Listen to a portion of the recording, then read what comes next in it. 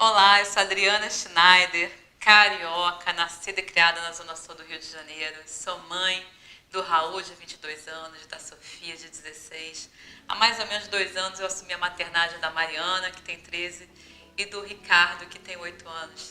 O que isso tem a ver? Isso tem a ver com tudo, porque é a minha forma de lidar com o mundo, de ser mulher, de ser mãe, de ser executiva. O que me traz aqui no CBTD de 2021 é uma história antiga. É a 5ª vez que eu falo no Congresso, também já falei nos fóruns de liderança, e estou muito junto com a equipe da BTD nos nossos saudosos congressos da ATD, que é o maior congresso de desenvolvimento de talentos do mundo. Foram 7 ou 8 que a gente foi junto. Isso me traz assim a minha trajetória profissional. Eu estudei psicologia, sou especialista em educação corporativa. Tive uma empresa incubada na incubadora tecnológica da PUC do Rio de Janeiro. O que alguém de humanas está numa incubadora tecnológica? Está fazendo esse link, criticando a forma dos adultos pensarem, a forma de desenvolver o aprendizado nas empresas. E isso me levou também ao Senac do Rio, onde eu fui gerente do grupo de produtos de educação corporativa e sustentabilidade, além de ter trabalhado com tecnologia educacional. De lá eu fui para a FGV, onde eu fui head dos produtos online. E na Itália eu fui diretora de relacionamento. Essa costura profissional me fez ser uma pessoa muito ativa na criação de redes de sustentação, onde eu percebo que as pessoas que hoje estão aqui me assistindo são parceiros de vida e de profissão, onde a gente pode trocar as nossas crenças, nossos aprendizados, nossos conhecimentos para elevar a qualidade das relações profissionais. E são tantos os desafios brasileiros, né? A gente precisa se ajudar. Ultimamente eu tenho estudado muito sobre a qualidade dos pensamentos. Tenho me aprofundado também na aprendizagem autodirigida, onde a gente é sujeito daquilo que faz sentido para a gente aprender e elaborar mais. Eu também tenho trabalhado muito com formatos de mediação, para que as pessoas nas empresas possam se reconectar por valores, por propósito e assim desenvolverem comportamentos que são saudáveis e trazem resultados melhores para as organizações. Isso me coloca aqui, nesse exato momento, como CEO da Ciclos, bem na borda de empresas tradicionais e das empresas com uma gestão mais inovadoras, gestões mais preocupadas em impactar positivamente a sociedade e o meio ambiente. E para fazer isso acontecer, e essa realidade não está aqui só no Brasil, né? Já é um movimento mundial, quando a gente está falando de empresas humanizadas, ser agente de transformação, ser agente de disseminação desse modelo de gestão de empresas humanizadas, faz com que a gente tenha que resolver desafios da sociedade e das empresas juntos. E é isso que eu estou aqui para conversar com vocês. Pensar criticamente é a nossa capacidade de intencionalmente olhar para o problema, questionando as certezas, sejam as nossas ou dos outros. Quando a gente é capaz de questionar as certezas, é quando a gente percebe quais são os nossos filtros, nosso modelo mental, as nossas experiências passadas, que nos fazem ali, de uma maneira inconsciente, tender para uma visão que é, muitas vezes, míope. Quando a gente se dá conta disso, a gente começa a ampliar as perspectivas, melhorar na comunicação, fazer novas perguntas sobre o desafio, sobre o problema que está sendo trazido e até mesmo chegar a novas conclusões. Isso tudo, de uma maneira estruturada, faz com que a gente seja ágil e profundo. Como esse conceito de pensamento crítico funciona na prática? Pensar criticamente é decidir racionalmente no que acreditar ou não acreditar. Usar o nosso pensamento racional e ponderado para obtermos melhores resultados nas atividades que desenvolvemos, sem excluir os aspectos subjetivos, os aspectos emocionais, os aspectos culturais, não só os nossos, mas também de todos os envolvidos. É preciso saber julgar as proposições, os argumentos, as opiniões e, através de uma investigação ativa, consciente, a gente obtém justificativas para as nossas decisões e as nossas crenças. E quais são os benefícios de pensar criticamente? É ter uma melhor análise dos fatos, ter a solução de problemas de uma forma bem ágil, aprimorar a comunicação, ter uma observação bem ativa das situações com que a gente se confronta no dia a dia. Isso fortalece todas as nossas capacidades de julgar, interpretar, questionar, reconhecer padrões e também quebrar o ceticismo. Gente, pensamento crítico e esse contexto de mundo. Esse mundo que a gente foi invadido por todas as tecnologias que tem mudado todas as relações. A gente está falando de inteligência artificial, de nanotecnologia, de relações virtuais, de robótica. E tudo isso vem colocado em xeque nossa capacidade de pensar. Porque a estrutura lógica, o computador tem muito melhor do que o ser humano. Então, quando a gente se reconecta com as nossas habilidades humanas, com a nossa capacidade de observar aquilo que não são só dados e fatos, mas tratá-los de modo que a gente consiga, de uma forma racional, lidar com as informações que a gente capta do cenário, a gente se destaca e a gente inova e a gente sobrevive a essa avalanche de novidades com que a gente tem lidado no dia a dia. E não tem como falar de contexto de mundo sem resgatar o mundo VUCA. Mundo volátil, incerto, complexo e ambíguo, que os militares cunharam na época da Guerra Fria, porque já não davam conta, né, de cenários e de certezas na hora de lidar com todas as questões militares. O fato é que há uns 3 anos atrás, o Jamás Cassius trouxe, ele é um antropólogo futurista, ele trouxe o conceito do mundo bunny. E quando a gente vai falar sobre o mundo bunny, é preciso lembrar que ele foi potencializado conta da pandemia. O conceito do mundo bunny já vem sendo tratado, mas acho que vale a pena a gente mergulhar um pouquinho nele. Então, em português, bunny significa frágil, ansioso, não linear e incompreensível. E se a fragilidade no mundo VUCA tinha a ver com volatilidade, a gente está, nesse momento, se dando conta de que tudo é extremamente frágil. A impermanência é o que impera. A gente tem medo todo momento de perder emprego, as empresas podem quebrar, a gente pode perder pessoas. E esse contato próximo da incerteza faz com que a gente se fragilize muito. Como o pensamento crítico e o mundo bunny estão interconectados, na verdade. Porque quando a gente está falando de fragilidade, é a volatilidade que o mundo VUCA trazia ao extremo. A gente tem consciência da impermanência. Isso faz com que a gente todo tempo tema uma mudança de negócio, uma mudança de cenário, perder emprego, perder alguém querido. Isso causa o segundo contexto, que é o da ansiedade. A gente está o tempo todo em estado de alerta, sem saber se vai dar conta do que virá logo em seguida. Quando a gente traz o conceito do não linear, é exatamente esse afastamento da causa e do efeito. E aí a tomada de decisão, né, um pensamento mais crítico na tomada de decisão, pode influenciar totalmente o cenário. Aliás, a gente vive isso também muito intensamente, né? Os efeitos climáticos e a própria coronavírus, eles mostram quanto que a falta de pensamento crítico nos leva a um lugar de não saúde, de não prosperidade, desarmonia entre a humanidade e o planeta. E o ruído incompreensível tem a ver com esse excesso de informações com que a gente tem sido atropelado. Não dá tempo de digerir, de processar, e faz com que a gente fique nessa incerteza na tomada de decisão. Por isso é muito importante a gente se dar conta da nossa estrutura de pensamento, conseguir coletar as informações, ter a capacidade de fazer novas e boas perguntas para que a gente possa agir de uma forma mais tranquila e mais segura. E por que eu estou trazendo esse contorno do mundo bunny? Porque ele expressa muito bem aquilo que a gente está sendo requerido agora, mas também dá uma pista para onde a gente precisa se desenvolver. Se a gente parar e pensar no Fórum Econômico Mundial, que traz as tendências, as habilidades que a gente precisa se desenvolver para se manter economicamente ativo, 5 das habilidades do último relatório, que apresenta a tendência de 2025, estão relacionadas à solução de problemas e pensamentos críticos.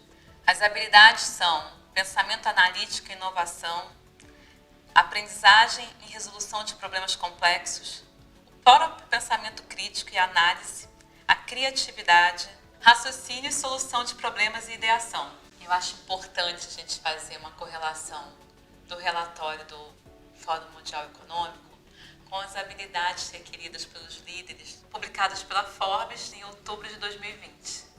É preciso ter agilidade para ter um pensamento crítico que realmente lide com a mudança, não como fardo, mas como uma grande oportunidade. A inteligência emocional, quando a gente está correlacionando com o pensamento crítico, é a nossa capacidade de inserir os dados, novos dados que não necessariamente são explicitados. Tem a ver com perceber a temperatura do que está sendo trazido.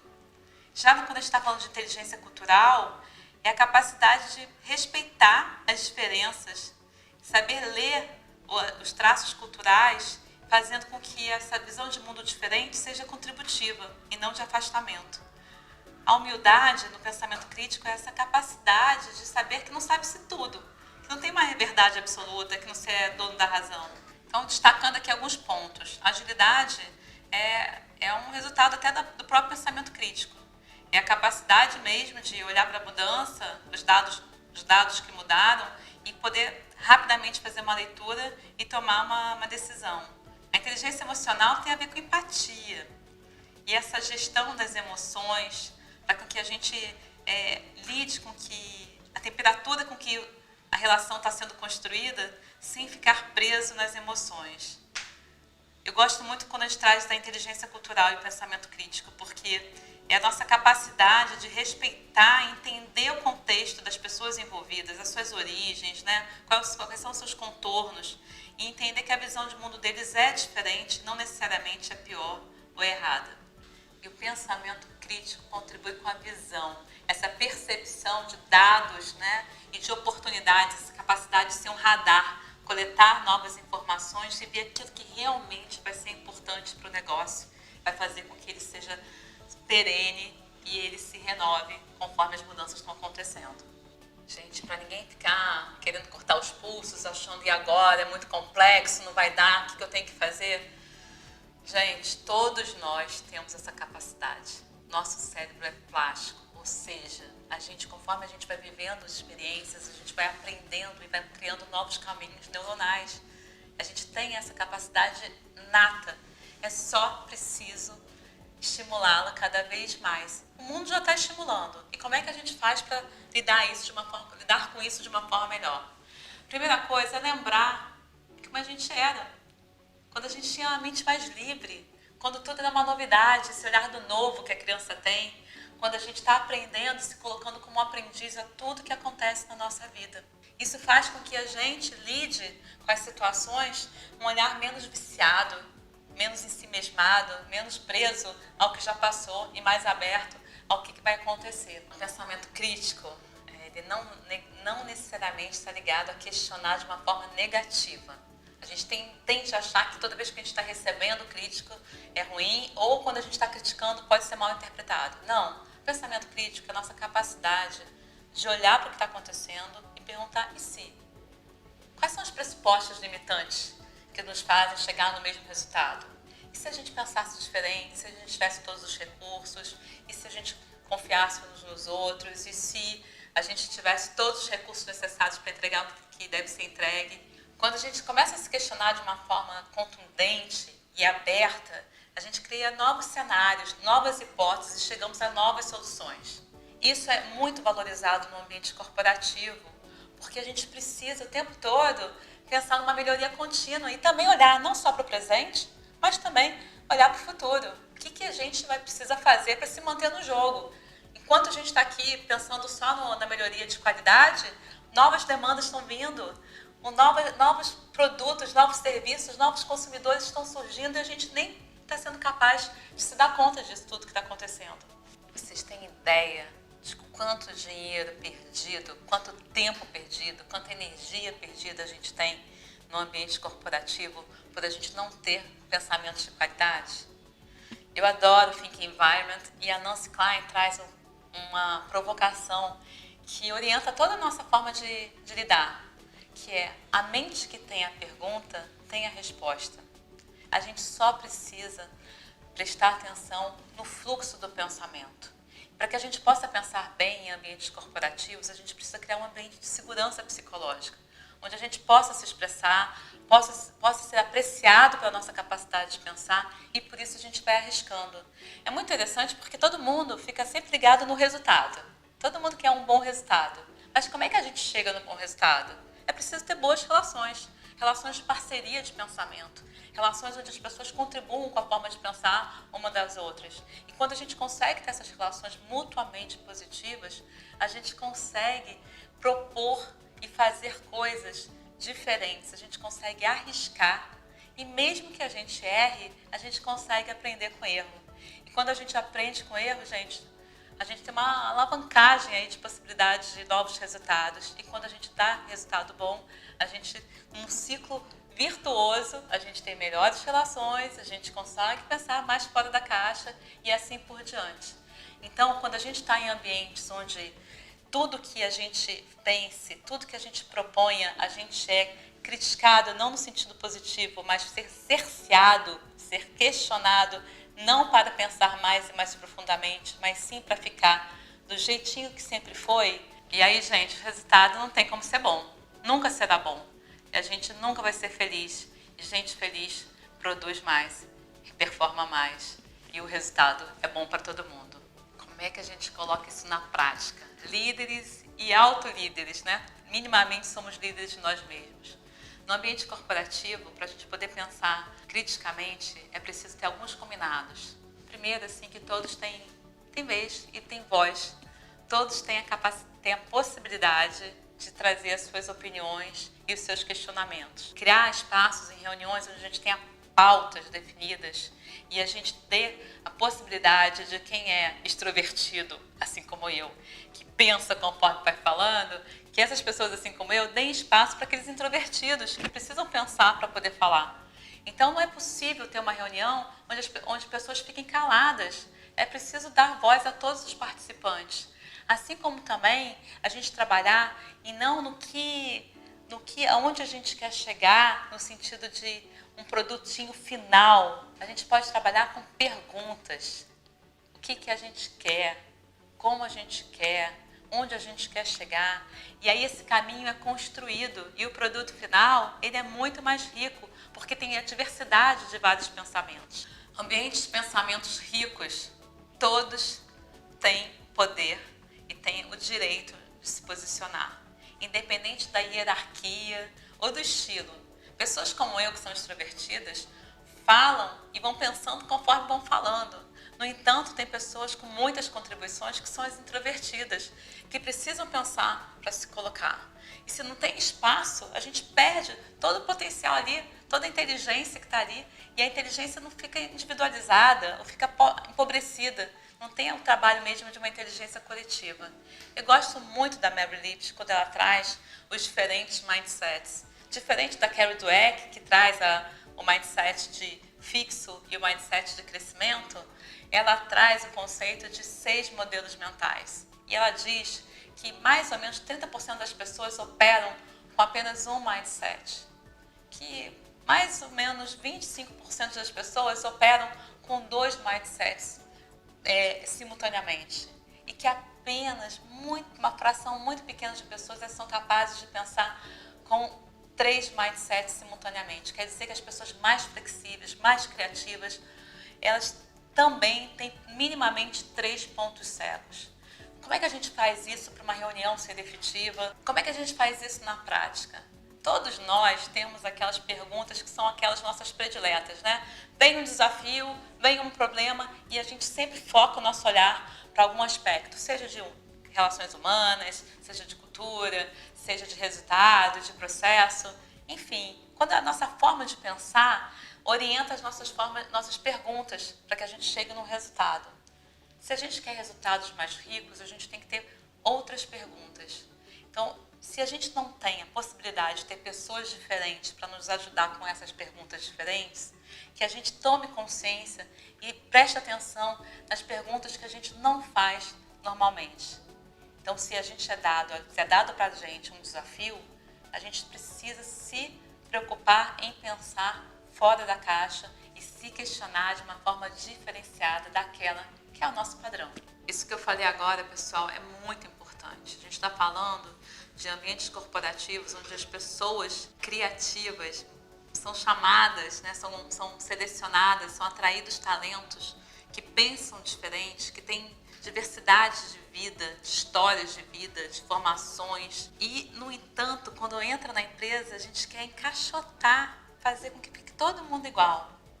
Esse é um cuidado que a gente tem que ter, principalmente nós que somos líderes.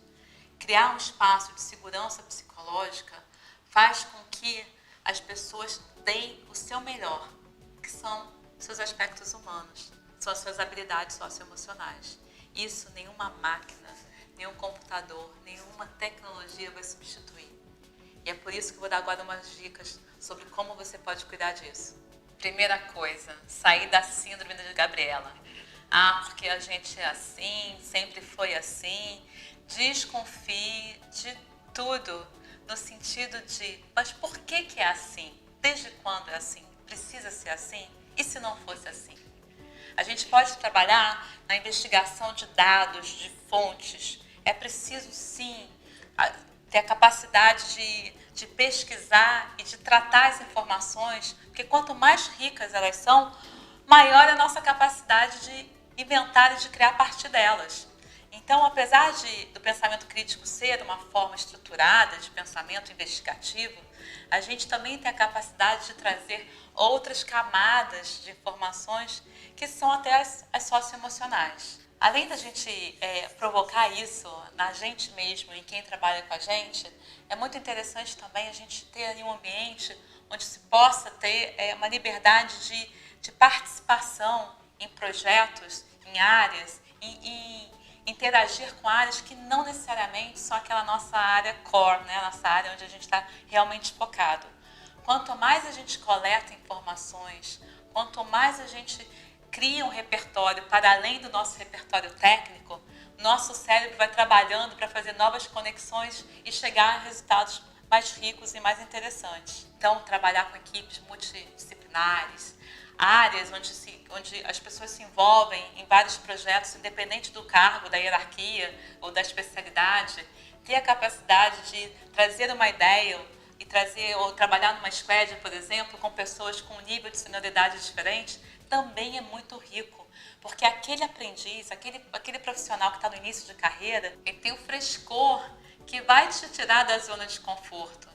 E, no entanto, aquele profissional mais experiente, ele tem o que a gente chama de capa emocional. Ele já passou por várias situações na vida profissional que fazem com que ele tome decisões e pense, trazendo ali o seu repertório de vida, chegando ali numa posição que também é muito interessante. Ter equipes, né, com faixas etárias, equipes multiculturais e também multigeracionais é muito rico. Eu lembro de um estudo da UCLA antigo que falava que não existe equipe multicultural medíocre. Ou ela é excelente ou ela é péssima. Então, o que isso quer dizer? Que quando a gente trata a diferença de uma forma com que ela seja distanciadora, né, onde um tem a razão e o outro não, a gente empobrece todo tipo de discussão e de pensamento. No entanto, quando a gente usa a diferença, a realidade, os conhecimentos, as possibilidades ao favor do grupo, todo mundo sai ganhando. Eu me lembrei agora de um programa de trainee que eu fiz parte, que a gente fez a mediação do programa de trainee, onde uma engenheira muito criativa tinha sido selecionada. E todo o feedback que o RH dava para essa engenheira trainee é de que ela deveria ser menos questionadora, que ela deveria ter uma postura mais formal. E até que o RH me envolveu na discussão, pedindo ali uma mediação nas nossas sessões de coaching. E aí eu perguntei para o RH, então por que você trouxe alguém diferente? Se é para ser igual? Estava pensando que vocês tinham selecionado alguém diferente para trazer esse frescor de ideias e questionar aquilo que já sempre foi do mesmo jeito. Então, muito cuidado se socialmente, se a pressão social está esmagadora, se as pessoas estão unidas para deixar as coisas numa segurança no sentido de uma quase paralisia, esse conformismo.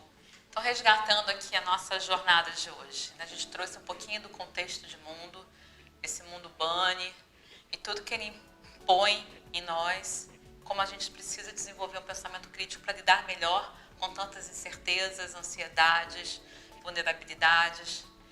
A gente, quando olha para esse contexto de mundo e vê o que a gente também vai ser requerido agora no futuro, né? Não só no momento presente, mas no futuro, a gente se dá conta que as habilidades, né, de criatividade, pensamento crítico, resolução de problemas, elas estão muito costuradas. E elas são costuradas com uma linha chamada empatia. Entender que a forma do outro, a necessidade do outro é tão importante quanto a sua. E para que a gente possa atender a necessidade do outro com os nossos produtos, com os nossos serviços, com o nosso fazer no mundo, é preciso que a gente vá além daqueles pensamentos factuais, aqueles que a gente já sabe. Eu gosto muito da teoria U, do Otto Scharmer, que ele traz um pouco disso, né? Que quando a gente tem um diálogo bom, quando a gente tem uma escuta boa, a gente chega num futuro que é um futuro que é emergente. E ele diz que tem 4 níveis de escuta, né? O primeiro, que é exatamente esse, que é para confirmar as nossas hipóteses. Quando a gente está numa discussão, esperando o momento de encaixar aquilo que a gente quer falar. O que o outro está falando pouco importa. A gente está mais pensando como é que a gente vai poder se expressar. Quando a gente vai num nível mais profundo, a gente começa a se abrir para novos dados e novas informações.